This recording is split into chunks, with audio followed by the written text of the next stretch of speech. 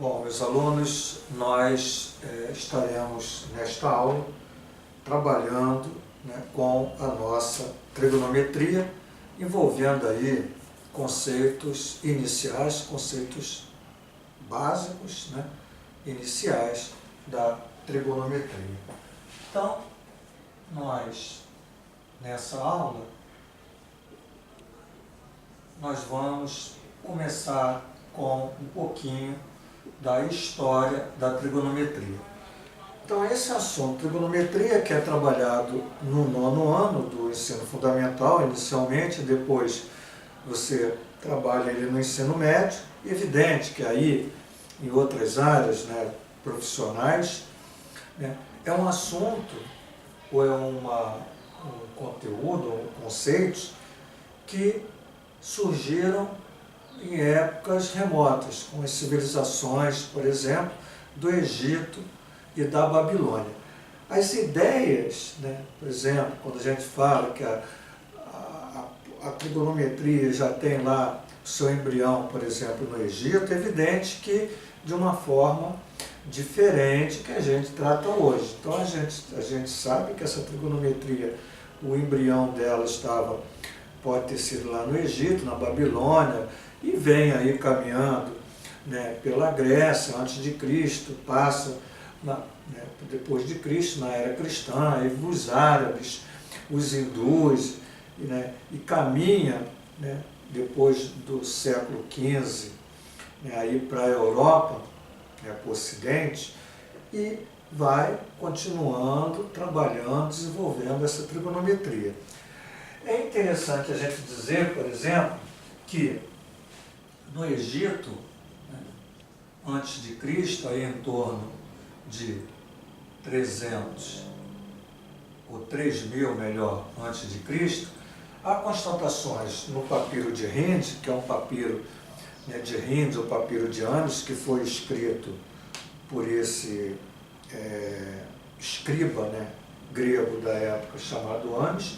Evidente que esse papiro ele foi escrito depois, talvez nos anos de 1000 e pouco antes de Cristo, E evidente que com a descoberta desse papiro, papiro de Hind foi um escocês que encontrou esse papiro, já agora próximo, talvez aí em torno de 1800 e pouco,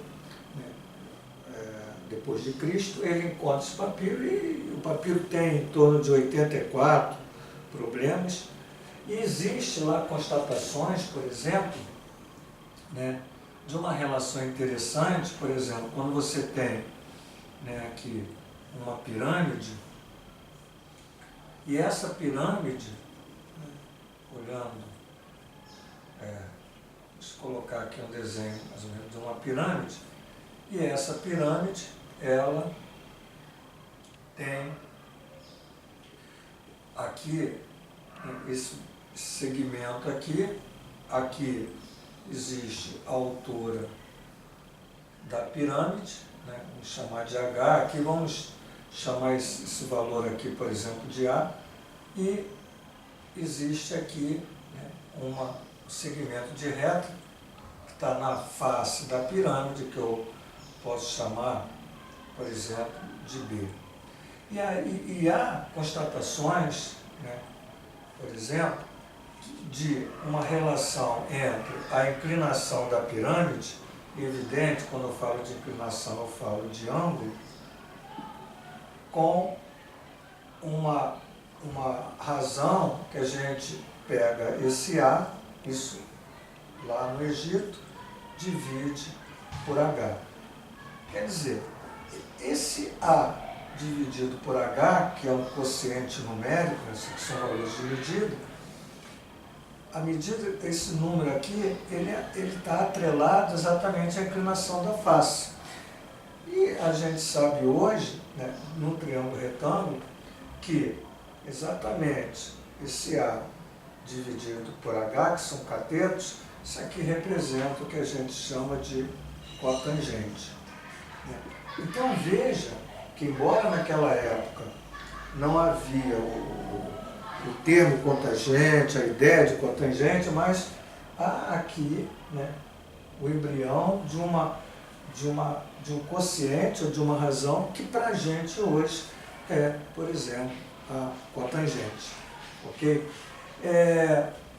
E uma coisa também interessante, já nessa época também, é a relação de estudo de situações onde há sombra. Então aqui, por exemplo, há uma vara, imagina aqui que há o sol e aqui há a sombra, né? Então, aqui existe uma vara onde com o sol aqui, né, você gera uma sombra. E aqui, na época, era o relógio do sol. É evidente que, na medida que essa sombra ela vai sendo movimentada em termos de comprimento, se atrelava aí o comprimento da sombra com a parte do dia, né? Quer dizer, em que porção do dia eu estou quando ele fazia uma relação, né, de sombra, né, através do sol. Né? Evidente que quando o sol está aqui, né, exatamente essa sombra ela se confunde com a vara, você teria aí a metade do dia. Então a relação da manhã, do amanhecer e do anoitecer, tudo isso atrelado à sombra.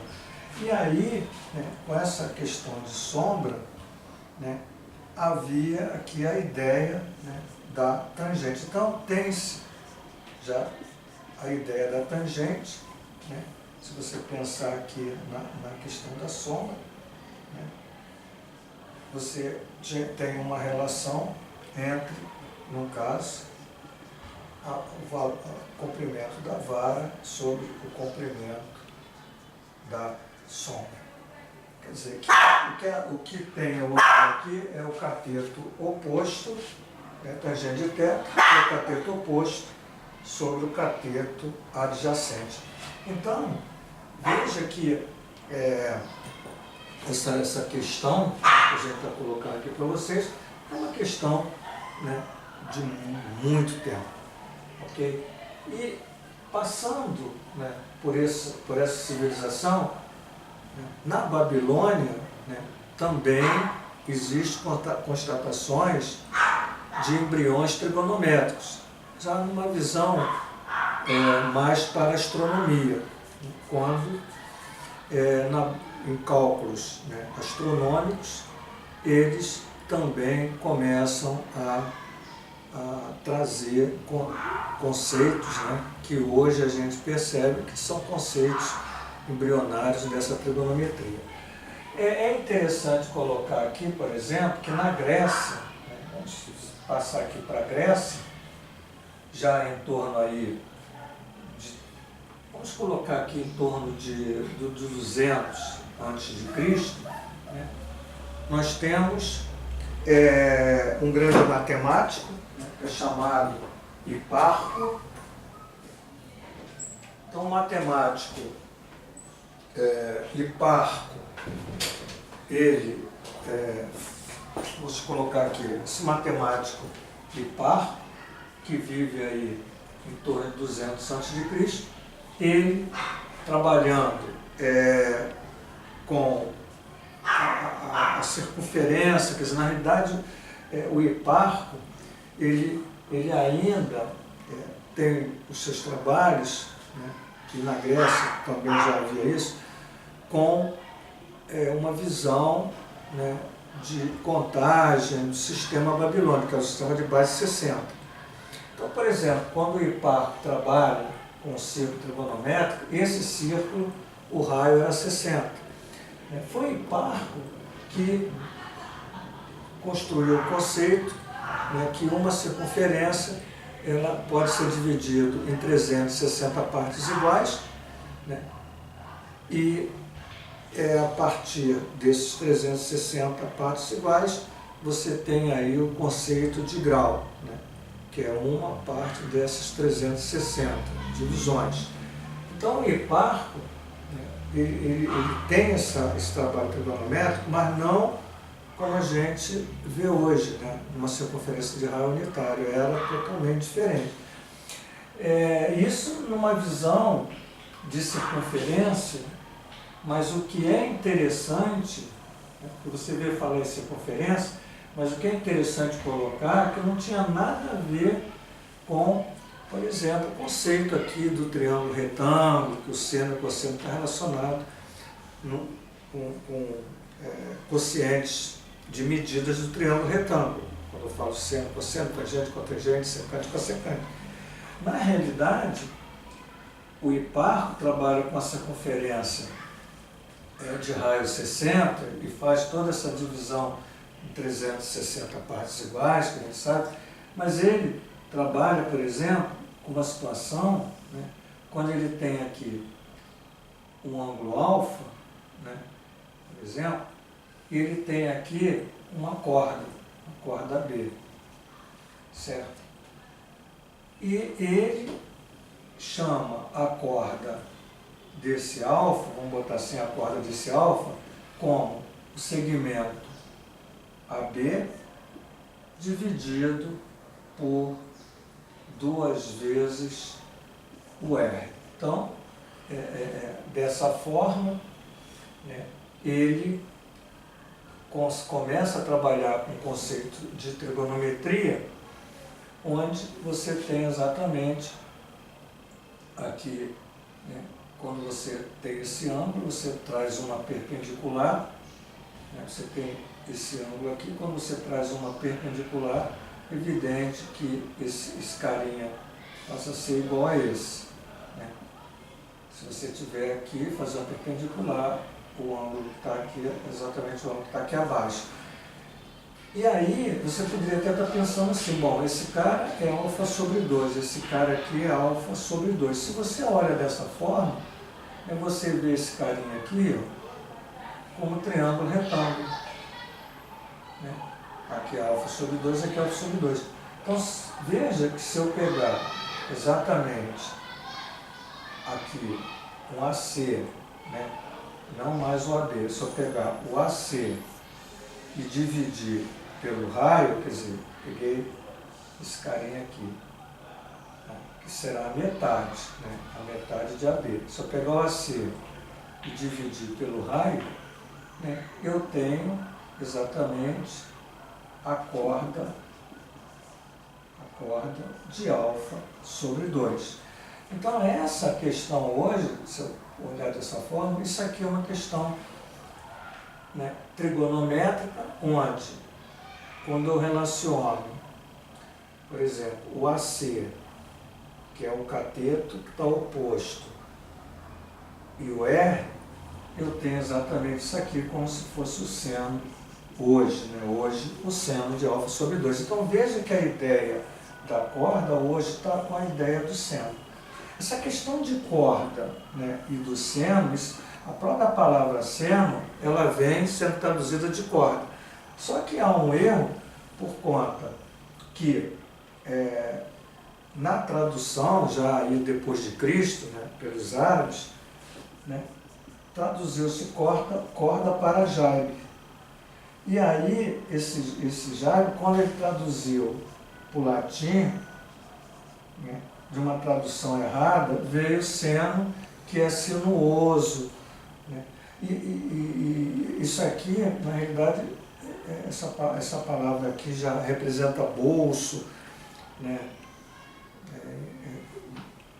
Coisa desse tipo, bolso, prega, e depois, numa tradução errada, veio para seno. Então, na realidade, o seno não tem nada a ver com a palavra corda, né? Por conta de erros aí de traduções, e acabou ficando essa palavra seno, né? E então, o hiparco, ele desenvolve, né, tabelas trigonométricas com poucos ângulos evidentes, né, com poucos ângulos, fazendo exatamente esse trabalho de corda. Ele vai e constrói essas tabelas trigonométricas, não envolvendo a trigonometria como a gente vê hoje, né, como eu estou colocando, usando totalmente um conceito diferente, né, em relação ao que a gente vê hoje. É interessante já colocar aqui, por exemplo, que Ptolomeu, né,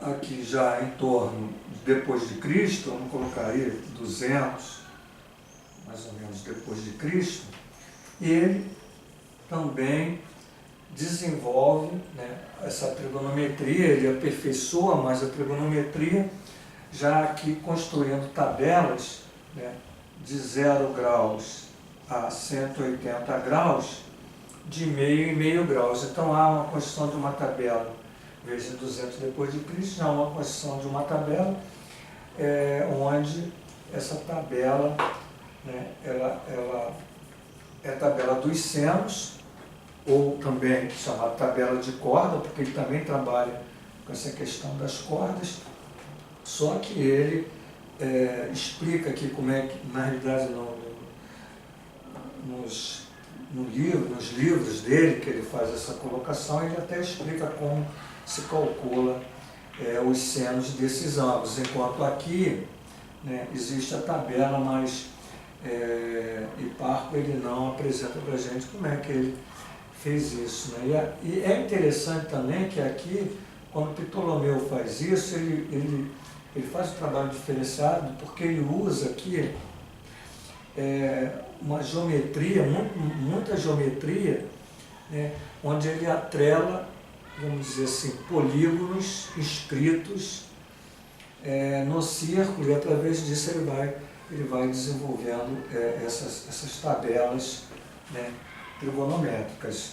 Então, e aí esse caminhar, né, quando você está passando por aqui, você já passa pela Idade Média, né, começa a se ter uma ideia interessante já nos triângulos retângulos. Então você vem nos anos 1300, 1400, 1500.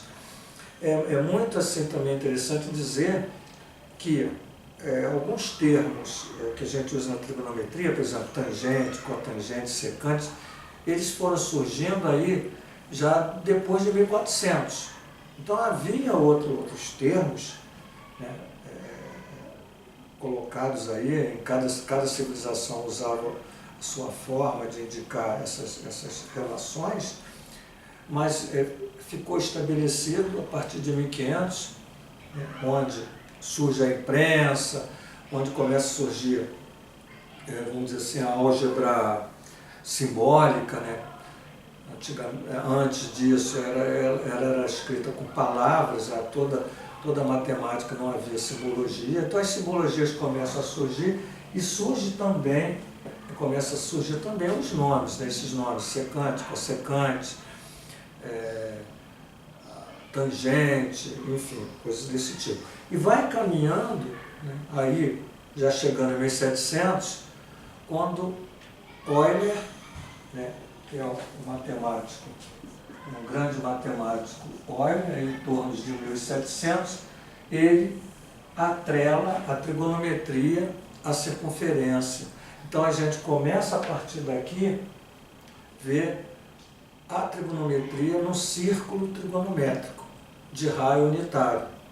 Então, muito interessante e evidente que em 1700 não se tinha ideia de radiano. Essa questão do radiano, ela veio um pouquinho depois, onde introduziu-se o radiano. Havia aqui, né, uma questão interessante, colocando, por exemplo, quando ele vê no círculo trigonométrico, eu posso estar falando isso mais tarde um pouco, quando ele olha aqui, por exemplo, um arco, né, um arco AB, esse arco AB é definido por um comprimento, tá? Um comprimento, não mais em ângulo.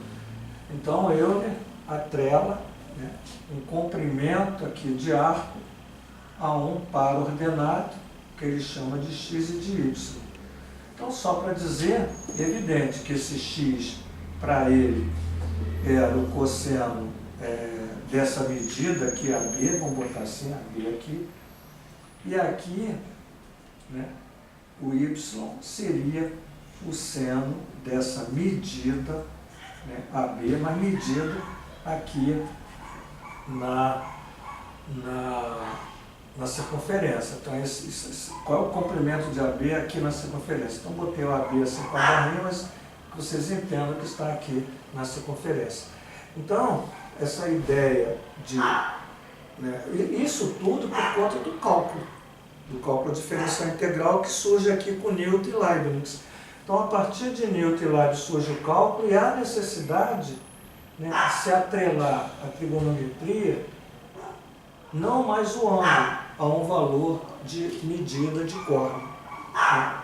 Por conta também que já começa a surgir a física e os fenômenos físicos, né, periódicos, né, eles estão atrelados, né, a medidas de comprimento, não de ângulos, né?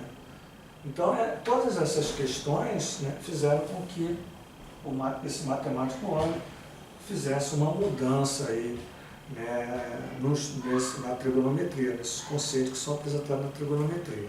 Okay? Então, aqui a gente fez um pequeno histórico, né, e agora nós vamos, né, dar assim, ideias, né, de uma introdução da trigonometria, por exemplo, no triângulo retângulo. Ok? Então, a trigonometria no triângulo retângulo. Bom, está claro aqui para a gente, né, que, por exemplo, quando você tem um ângulo, né, um ângulo A, um ângulo θ, por exemplo, e você, por exemplo, aqui, pega um segmento perpendicular,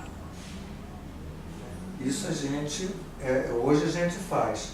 Você gera um triângulo retângulo, onde esse ângulo θ, ele está atrelado, vamos chamar isso aqui de A, de B e de C, ele está atrelado a quocientes envolvendo esses três lados. Então, existe um quociente envolvendo o B e o A, existe o quociente envolvendo o C e o A, né? Existe o quociente B e o C e o B. Então, é evidente que todas essas questões, né, que eu estou colocando aqui, né, são questões de relações que hoje a gente vê na trigonometria, por exemplo, como seno, cosseno, tangente, cotangente, secante, cossecante. Então, por exemplo, se eu pegar, né, aqui o B sobre A, esse B sobre A, né, se eu pegar esse B e dividir pelo A, eu vou ter um número. Esse número que está aqui, né, é um número que corresponde a esse ângulo. Então, se eu pegar o B sobre A e dividir, eu vou encontrar um número. Meço esse ângulo, eu tenho um ângulo. Então, há uma relação, né, desse carinha. Evidente que se eu altero B, né, se eu faço isso com B, o ângulo altera, né? Então, se eu altero B ou se eu altero A, eu vou ter exatamente aqui, ó, um ângulo diferente. Mas a grande questão é, você vê que você tem isso aqui, você tem esse ângulo. Ah, eu peguei aqui, mas se eu pegasse aqui, né? Se eu pegasse aqui, onde eu boto o D, por exemplo, o A é esse cara, aqui um E, né, por exemplo, e aqui o D. Evidente que, veja, esse ângulo é comum aos dois triângulos, todos os dois são retângulos, o pequeno e o grande. Esse ângulo é comum a esse e é comum ao grande. Veja que esse carinha aqui é exatamente congruente a esse, né, uma reta transversal cortada por duas paralelas. Então eu tenho esse triângulo 90, esse ângulo e esse, no outro eu tenho congruente 90, esse é congruente e esse é comum. Então esses triângulos são semelhantes, há uma proporcionalidade, né? Deixa eu botar aqui o θ, o B sobre A, isso aqui gerou o que eu chamo de seno de θ, né? Então, seno de θ é exatamente o B sobre o A. E aí, se eu pegar, por exemplo, o D, né, e dividir, por exemplo, por E, no nosso caso, como esse cara é proporcional, o D é proporcional a B e o E é proporcional a A, exatamente essa razão aqui, essa razão, né, é onde faz com que isso aqui seja igual, uma constante aqui da proporcionalidade, é o seno de θ. Então, se eu pegar B dividido por A e se eu pegar D dividido por E, isso aqui vai dar o mesmo número, dá um número K. Então, independe, né, de onde eu esteja pegando, traçando essa perpendicular sobre essa linha aqui, ó, formando 90 graus, eu vou ter exatamente o mesmo valor. E esse K me leva, tá? Esse K aqui, em qualquer situação que eu tenha, corresponde aqui o mesmo ângulo θ, né? O ângulo θ não muda quando eu tenho essa situação. Então, a partir dessa ideia, né, que nós estamos colocando aqui, surgem, né, vários quocientes envolvendo situações do tipo que nós colocamos. Então, se você pegar aqui um triângulo retângulo, onde eu tenho aqui o A, o B e o C, e você tem aqui o θ, então veja, se eu pegar, vamos botar assim, o B dividido por A, eu vou ter um ângulo θ. Esse carinha, quando eu peguei o B e dividi por A, ele vai ser chamado de cosseno de θ. Então, existe um termo matemático que a gente chama de cosseno, né? Cosseno, que é um operador que vai me dizer assim, olha, sempre que eu operar o cosseno, eu tenho exatamente o cateto adjacente sobre a hipotenusa. Se eu olhar para o seno de θ, eu vou ter o cateto oposto sobre a hipotenusa. E quando eu pego, por exemplo, o C e divido por B, a divisão de dois catetos, eu tenho um operador que é chamado tangente de θ. E quando eu tenho exatamente o contrário, em vez de ser C sobre B, eu boto B sobre C. Eu tenho um operador chamado cotangente. Está claro que esses números são diferentes, mas vão relacionar, né, exatamente o mesmo ângulo. Então é evidente que quando eu falo de cosseno, né, eu tenho uma coluna de cosseno, onde os números são tirados assim. Se eu falo de seno, eu tenho uma coluna de seno, né? Os números são diferentes, mas o ângulo, né, ele vai corresponder a esses números diferentes quando eu estou trabalhando aqui nesse triângulo retângulo. Bom, e aí você dizer assim, poxa, por exemplo, eu tenho cosseno de θ, né, e se eu pegar, por exemplo, o A e dividir por C, veja que eu peguei o C e dividi por A. Se eu pegar o A, né, e fizer o contrário, trocar isso aqui, dividir por C, eu vou ter exatamente o que a gente chama de cossecante de θ. Né? Cossecante de θ, se eu pegar, trocar aqui a posição do A pelo C. Por exemplo, se eu pegar o A e dividir por B, né, eu tenho um operador que é chamado secante do ângulo, né, onde eu pego a hipotenusa e divido pelo cateto adjacente. Então, esses carinhas aqui, né, são construídos, né, fazendo essa relação com esses quocientes entre cateto, hipotenusa, hipotenusa e cateto.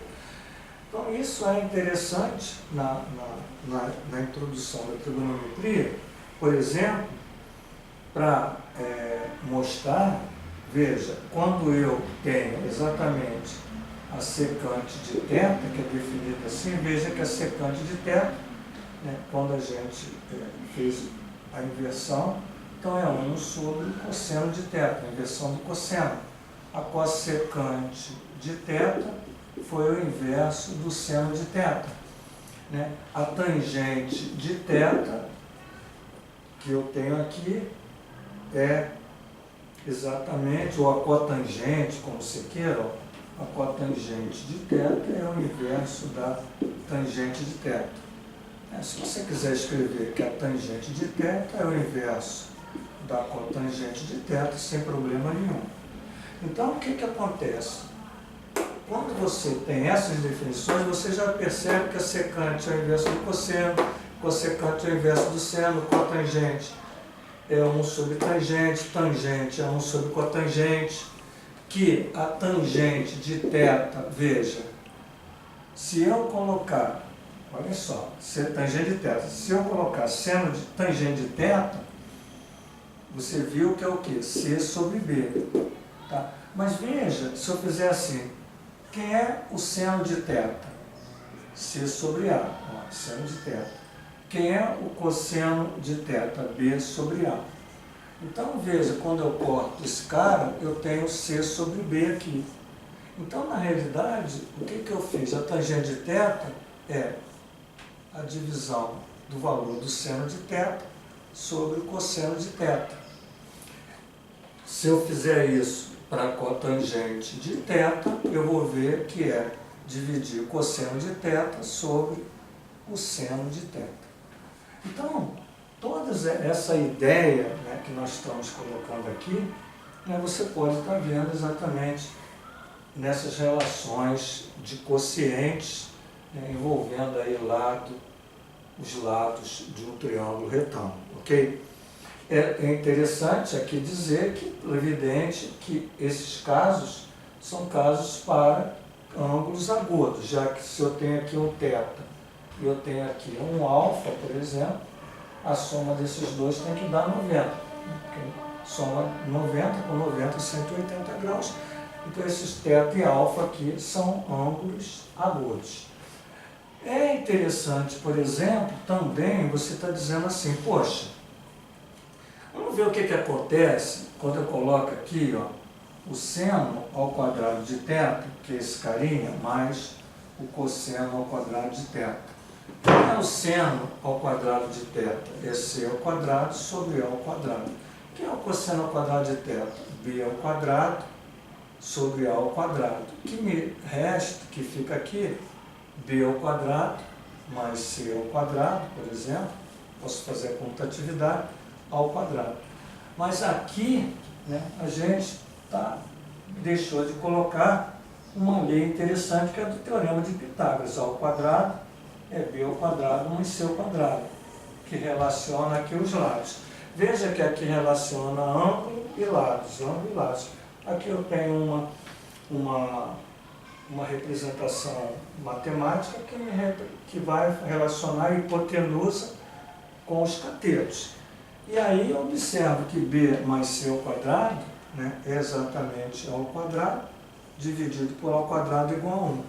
Então, se eu estou na busca de seno ao quadrado de θ mais cosseno ao quadrado de θ, vai ser exatamente igual a 1. Independente de que θ seja. Evidente que aqui, né, eu estou observando nessa situação, quando o meu θ ali, ele é de 90 graus, é evidente, mas com desenvolvimento, por exemplo, no círculo trigonométrico, esse θ aqui ele pode ser qualquer valor.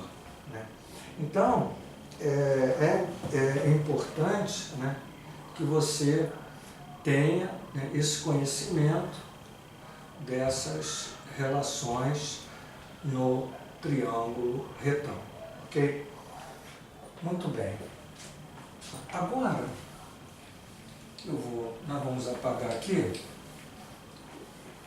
Certo? E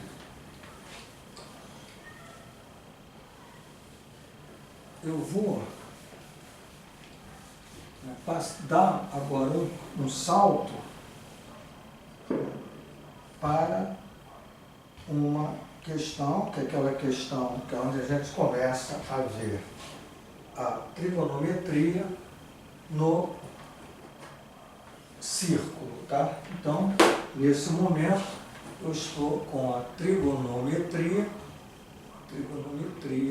no círculo, ok? Então eu vou caminhar aí já para os anos de 1700, vou fazer aqui um círculo, tá? Onde aqui existe um eixo horizontal, eu posso até colocar assim, e aqui existe um sistema cartesiano, né, onde esse cara é o nosso x e esse cara é o nosso y. Só que o meu círculo vai ser desenhado aqui, ó, onde aqui é o zero, aqui é o mais 1, aqui é o menos 1, aqui é o mais 1, aqui é o menos 1. Ok? E agora eu vou aqui traçar uma reta, certo? Onde essa reta, né, a reta real, e aqui eu tenho exatamente o zero. Certo? Então, o que ocorre, né, quando eu estou fazendo essa reta real e aí eu estou me reportando a questão, né, de Euler ou uma questão que a gente chama, né, um conceito que a gente chama de função de Euler. Euler, esse matemático que vive aí em torno de 1700 depois de Cristo. Bom, é importante nós agora observarmos o seguinte: o que Euler pensou? Vamos imaginar que eu tenho aqui, tá, um segmento que eu tenho uma medida A, tá bom? E eu meço essa medida, é uma medida de comprimento, e essa medida aqui de comprimento eu venho, né, e coloco aqui. Então isso aqui é um círculo, essa medida ela vem de certa forma menor. Então esse carinha aqui, ó, né, como é uma curva, ele tem lá a mesma medida que aqui linear, né? Então, se você medir isso aqui, pegasse aqui, por exemplo, uma fita métrica, acompanhando o círculo, você teria esse valor de A. Eu vou até aumentar, seguir isso aqui para poder não ficar tão pequeno, tá? Então, vamos aqui olhar aqui para o A, né, o valor de medida A, e aqui, por exemplo, eu tenho, supondo que eu tenho exatamente esse carinha aqui também, A. Né?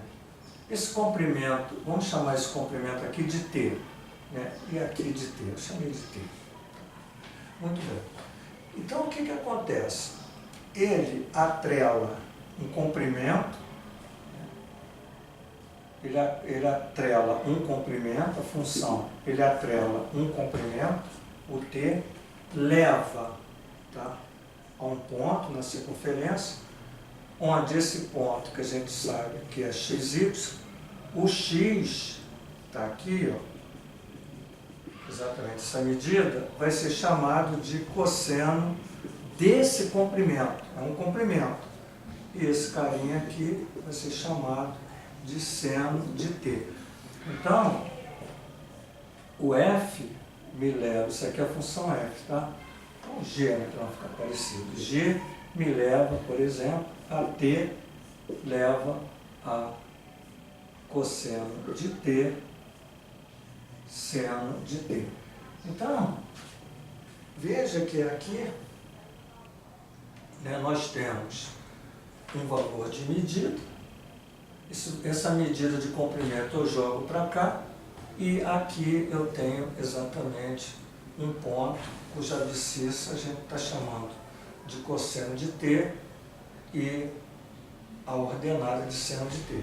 Então veja que aqui eu estou trabalhando com medida, com comprimento, então o valor de medida.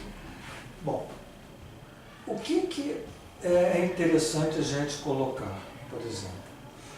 É lógico que cada medida dessa, né, ela vai, se você fizer isso, ela tem um ângulo central, isso é evidente. Né? cada ponto aqui, se você fizer isso, vai corresponder ao ângulo central. A grande questão, né, de Euler é que, com o cálculo diferencial e integral e o uso, né, da trigonometria em problemas de contexto, muitas vezes você não pode, você está fazendo fenômenos onde você vai ter que achar o cosseno de um comprimento.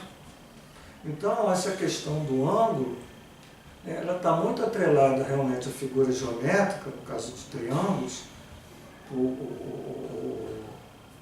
figuras poligonais, etc. Mas quando você está em alguns fenômenos, principalmente fenômenos físicos, muitas vezes você vai ter que usar o cosseno seno de valores de medida. E isso, né, compromete quando você só sabe fazer a trigonometria desculpa, com ângulos.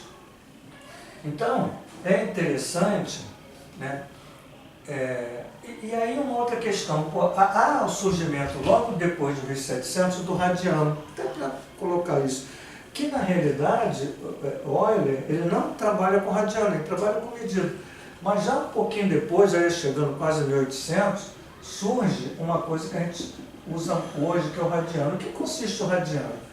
Quando você tem, por exemplo, o círculo trigonométrico, né? Só colocar aqui essa questão do radiano. Você tem aqui o círculo, né? E você tem aqui uma medida, esse valor aqui é uma medida, né? E aqui você tem o raio, vamos botar aqui o raio. Né? O que consiste o radianos? Vamos supor, eu estou aqui colocando que esse arco, tá? Por exemplo, se você tem um raio, né, de 2 centímetros, né, e você tem uma medida de arco, né, que vale lá um determinado. Na realidade, eu estou colocando isso aqui, mas sem muito pensar em que posição está esse arco, tá? Está esse arco aqui. Então eu vou botar 2,8. Então existe um comprimento de arco, que é 2,8 centímetros, numa circunferência de raio 2. E aí, o que se chama radiano, nessa definição de radiano? Significa dizer o seguinte: quantas vezes, radiano não é 2,8, na realidade o radiano é quantas vezes 2,8 centímetros, ou quantas vezes o raio está em 2,8 centímetros. Quer dizer, quantas vezes o 2 está em 2,8 centímetros. 2 centímetros está aqui. Essa é a definição de radiano. Quantas vezes o raio está aqui? Radiano, raio. Quantas vezes esse raio está dentro dessa medida? Então, se você pegar o 2,8 centímetros e dividir por 2 centímetros, você vai ter 1,4. Veja que aqui é dimensional, não tem, cortou centímetro por centímetro. Então, o valor desse arco passa a ser 1,4, né, quando eu estou numa circunferência de raio 2. Agora, é interessante, né? Então, veja bem, 1,4 eu poderia até dizer, com essa nova unidade aqui, então, dizer radiano, quer dizer o seguinte: 2,8 tem um raio de 2 mais 4 décimos de 2. Né? Que seria 1 mais 0,4 de 2 centímetros. Agora, e se esse cara agora, em vez de 2, fosse 1 centímetro? Que é o nosso caso do círculo trigonométrico. Então, essa medida aqui, né, sempre que aqui for 1, essa medida é exatamente a medida do comprimento. Então, numa nova situação, né, quando eu tenho aqui 2,8 de comprimento no raio 1, né, esse cara aqui seria 2,8 centímetros dividido por 1 centímetro, que dá 2,8 radiano. Então, para o círculo de raio 1, essa questão do radiano não tem sentido. Por quê? Porque exatamente o 2,8 é exatamente o valor da medida.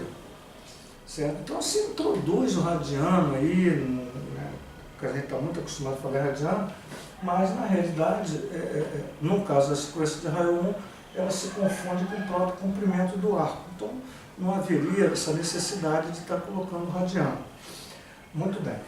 E acontece uma coisa assim, interessante também, né, que você pode, depois a gente vai chegar ali, né, você tem o seguinte, né, por exemplo, se o raio é 1, só para vocês perceberem, se o raio dessa circunferência é 1, o comprimento da circunferência, né, a circunferência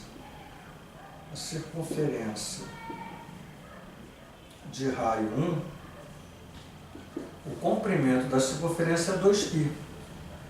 Porque você sabe, o comprimento da circunferência ele é 2πr, mas como o raio é 1, fica 2π. Então, daí, né, você tem um conceito que quando você dá uma volta completa, ela tem 2π de comprimento. Né, seria 2π de comprimento. E esse 2π de comprimento equivale a um ângulo central aqui de 360 graus. Então, essa questão de você relacionar comprimento com grau, né, é interessante para que você, por exemplo, localize aqui um valor de comprimento, quantos graus seja. Vamos imaginar que eu tenha um comprimento de 1 centímetro. De 1 centímetro. Então, veja, isso aqui é 2π centímetros, seria uma volta completa. E de 1, né, quanto seria? Então, se você quer saber, né, se você fizer aqui uma medida de 1, quantos graus vai ter essa medida de 1? É interessante, né, a gente também colocar que esse T aqui é número. Então, eu posso ter, por exemplo, o seno de 5, posso ter o seno de 2, posso ter o seno de 1, o seno de meio, o seno... Então, desconstruir a ideia, né, que sempre vai ter que aparecer nesse aqui o π. Então, você pode ter seno de um número real. Aqui está um exemplo. No caso aqui, o meu comprimento é 1. Né?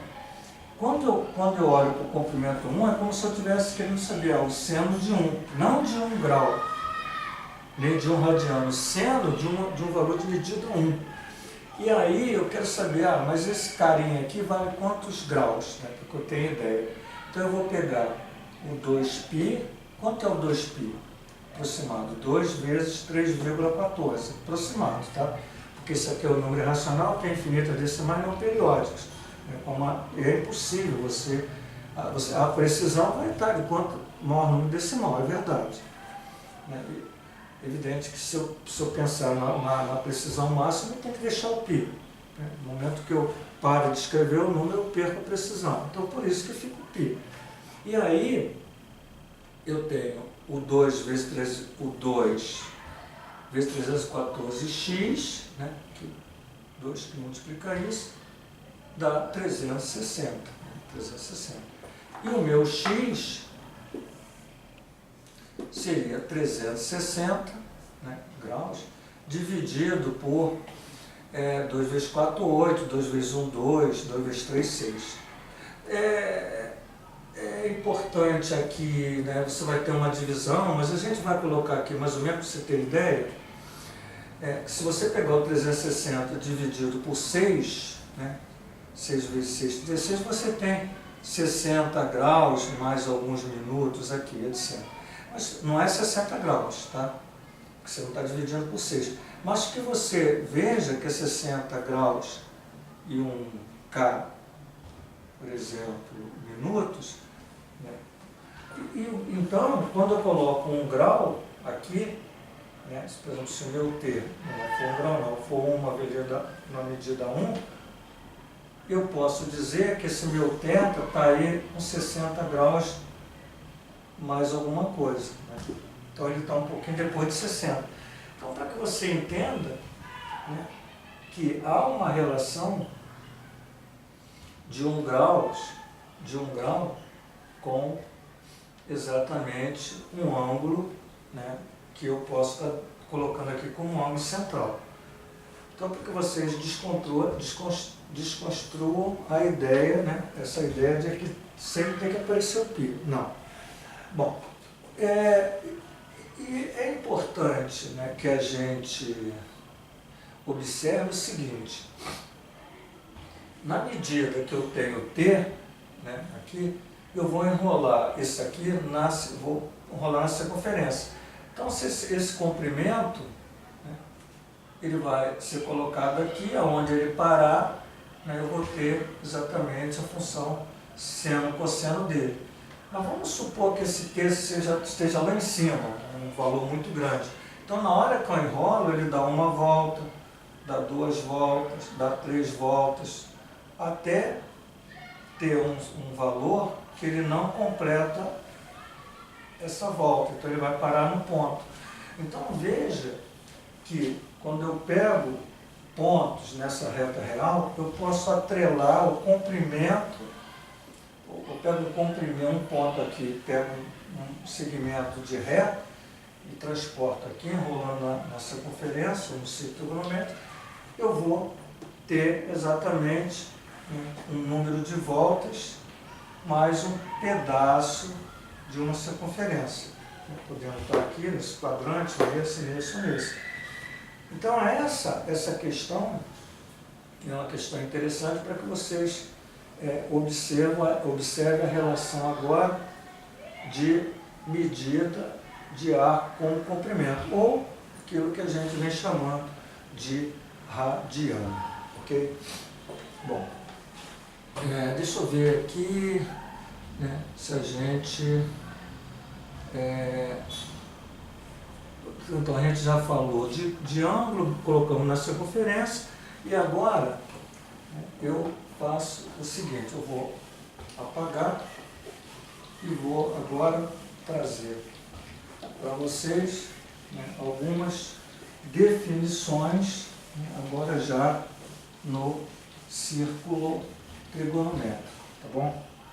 Então, agora algumas definições e conceitos trigonométricos no círculo de raio uma unidade. Então a gente vai aqui definir exatamente isso. Bom, veja que quando eu tenho aqui o círculo trigonométrico, esse círculo trigonométrico, a gente já colocou que aqui é o eixo x, aqui é o eixo y. Exatamente menos 1 mais 1, e aqui mais 1 menos 1, esse segmento aqui, ó, ele vai definir os valores de cosseno. Então, cosseno. E aqui, por exemplo, aqui, né, os valores do seno. Okay? O que eu quero colocar para vocês, né, no primeiro momento? Quando você tem aqui, por exemplo, uma medida de comprimento T, e eu coloco perpendicularmente, né, dessa forma, né, veja que, olhando para o triângulo retângulo, isso aqui é θ, isso aqui é 1, certo? E se eu olho para o cosseno de θ, a gente já sabe que esse cara aqui, ó, é o cateto adjacente sobre a hipotenusa. Como a hipotenusa é 1, né, esse carinha aqui, ó, esse pedacinho aqui, eu vou chamar de cosseno de θ, porque o cosseno de θ é esse segmento dividido por 1. Esse segmento dividido por 1 Está aqui, ó, cosseno de θ. Da mesma forma aqui, se eu olhar para o seno de θ, que é exatamente segmento congruente a esse, se eu olhar para o seno de θ, é exatamente essa medida dividido por 1. Essa medida é essa. Então, essa medida aqui é chamada seno de θ, porque é essa medida sobre 1. Então, essa medida sobre 1 é a própria medida, tem o nome de seno de θ. Então, aqui você tem, né, no círculo trigonométrico, a questão, né, quando você tem um arco de comprimento, você projeta, a projeção aqui é cosseno, eu posso estar olhando para o θ, mas é o cosseno de t, e aqui eu posso estar olhando também para o θ, mas é o seno de t, na realidade. Então eu quero dizer que o cosseno de t e o seno de t, transferindo para um triângulo retângulo, onde esse θ é o ângulo central desse comprimento, eu posso estar vendo assim, né, olhando para o cosseno de t, mas aqui porque vocês têm ideia que eu estou fazendo usando o triângulo retângulo de um ângulo central que é exatamente igual, representa, né, a representação desse arco de comprimento T. Certo? E aqui é uma coisa interessante que você também poderia ver por aqui, ó, isso aqui é um triângulo retângulo, isso aqui é cosseno de θ, é um cateto, então se eu elevar ao quadrado, esse cara aqui é outro cateto, se eu elevar ao quadrado, quer dizer, o quadrado desse cara, mas o quadrado desse cara é igual a hipotenusa ao quadrado, que é 1. Então veja que por aqui ó, também eu consigo ver que o cosseno ao quadrado de θ mais seno ao quadrado de θ é igual a 1. Isso aqui é o teorema de Pitágoras. Esse cateto ao quadrado, mas esse cateto ao quadrado é igual a hipotenusa ao quadrado. Ou a hipotenusa ao quadrado é a soma dos quadrados dos catetos. Então veja aqui uma identidade interessante que você tira também aqui do círculo trigonométrico. E aí vem uma questão de cosseno e seno interessante. Por quê? Porque veja, quando esse arco está no primeiro quadrante, veja que a projeção está aqui à direita. Certo? Então, olhando para o cosseno, vamos aqui, né, fazer, né, um movimento só para que a gente, né, tenha essa ideia do cosseno e do seno. Então você tem aqui o eixo do cosseno, né? Aqui você tem o eixo do seno, ok? E olha que esse carinha aqui, né, se o raio é 1, o valor relativo aqui é mais 1, aqui é menos 1. Então quando eu vou caminhando nesse arco, né, de medida, quando eu projeto aqui, né, no primeiro quadrante, chamado primeiro quadrante, os cossenos são positivos. Quando eu passo aqui, ó, exatamente no 90, né, então esses valores desses arcos, né, eles vão diminuindo. Estava aqui, foi diminuindo, foi diminuindo. Quando ele chega aqui, é 0.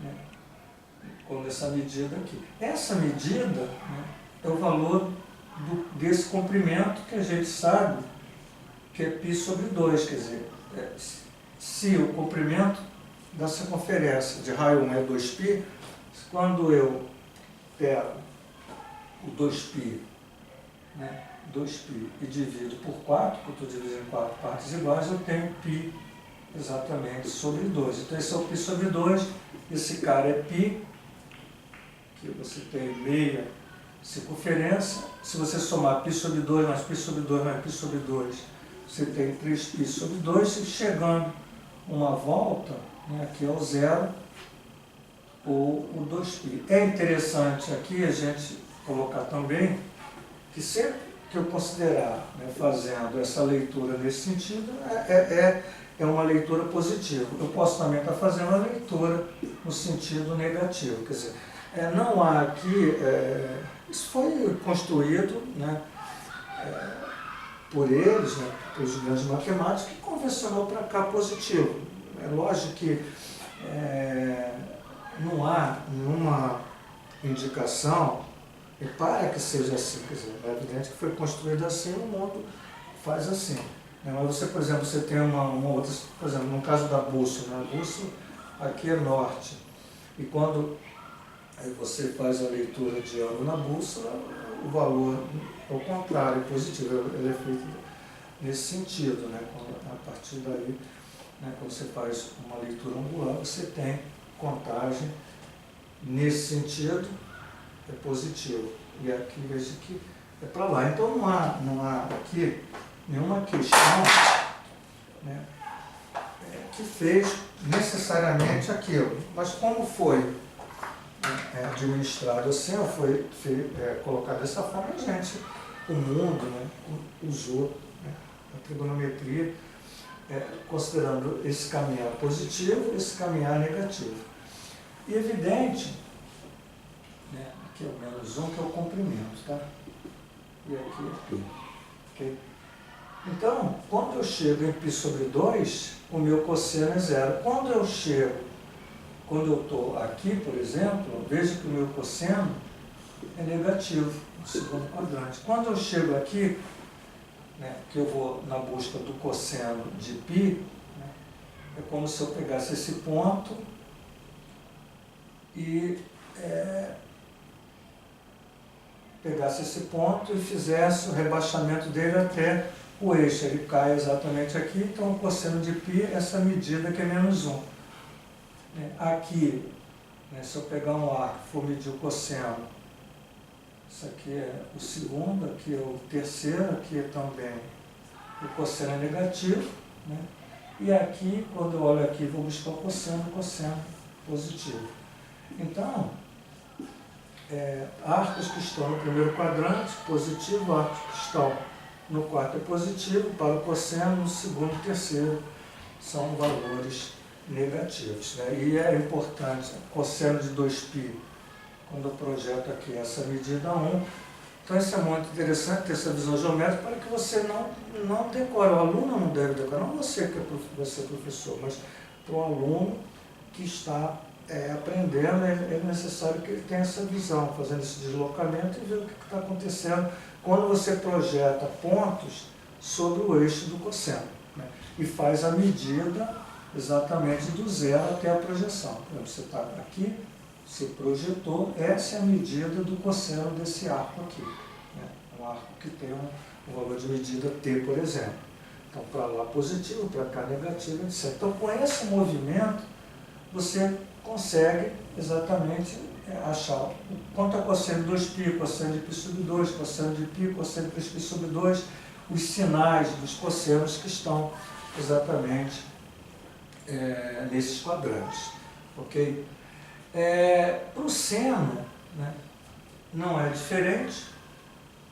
Você vai estar trabalhando exatamente com a questão da mesma forma, só que você, para o seno, né, aqui, ó, você tem aqui o zero, né, veja que aqui, só pensando aqui, o seno, aqui eu tenho mais 1, menos 1, olhando dessa forma, e aí, né, quando eu estou exatamente no zero, que eu projeto aqui, veja que a projetada cai aqui, então a medida daqui, desse ponto nele, é zero. Então, quanto é o seno de zero, é zero.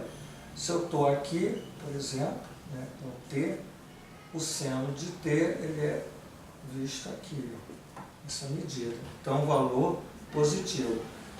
Quanto é o seno de π sobre 2? Veja, eu vou fazendo isso, vou subindo, isso aqui vai subindo, né, tudo isso. Quando eu chego aqui, eu tenho exatamente a medida 1.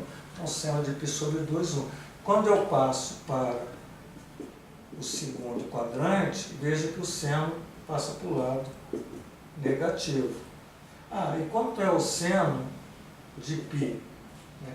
Veja, a mesma coisa, eu tenho esse arco, projeto a extremidade do arco aqui, ele cai aqui, quer dizer, a medida da origem do seno até a projeção é o próprio zero. Então, seno de π é zero. Se o arco está aqui, quando eu projeto no eixo do seno, né, passa a ser também negativo. Primeiro, segundo e terceiro. No quarto quadrante, quando eu passo aqui, o seno, né, tem um arco aqui, quando eu projeto o seno está abaixo, também é negativo. Então veja que o seno... gente, deixa eu voltar aqui, porque engraçado, apareceu um sinal estranho aqui. O seno aqui é positivo no primeiro quadrante. Quando eu estou aqui, projeto para cima, ele é positivo. Desculpa aqui o que apareceu antes, não sei. Aqui o seno é negativo e aqui no quarto quadrante o seno é negativo. Pensando no seno de 3π sobre 2, você projetar exatamente, melhor, 3π sobre 2. Quando eu projeto sobre o eixo do seno, essa medida é menos 1. Sempre observando que o seno é esse eixo aqui. E evidente que as extremidades dos arcos serão projetadas sobre o eixo e as medidas são de 0 até a projeção, da extremidade desse arco sobre o eixo do seno. Então aí você tem ideias, dos sinais do seno. Então vimos aí a representação do cosseno e do seno, onde a gente observou como é que a gente faz esse trabalho, de sinais, de verificação de cosseno e seno desses arcos aqui, 0π sobre 2π, 3π sobre 2 e o próprio 2π. Então, gente, nessa primeira parte aí da aula, a gente para por aqui e a seguir, numa outra aula, nós estaremos falando no círculo trigonométrico da tangente, da cotangente, a representação geométrica da tangente, da cotangente, da secante, da cossecante e dando continuidade ao nosso trabalho aí de trigonometria. Um grande abraço e até o próximo vídeo.